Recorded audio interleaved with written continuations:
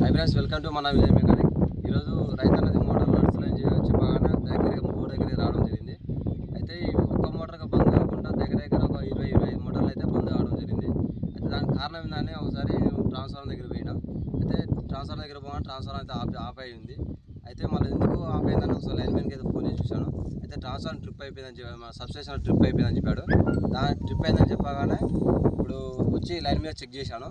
అయితే ఇక్కడ రామచిలక అనేది మొత్తం ఒక బంచర్ కండక్టర్ వేరుకు 11 kV కండక్టర్కి అయితే షార్ట్ అయ్యి ఆ పోల్ మీద 2 రామచిలకలు చనిపోయాయి.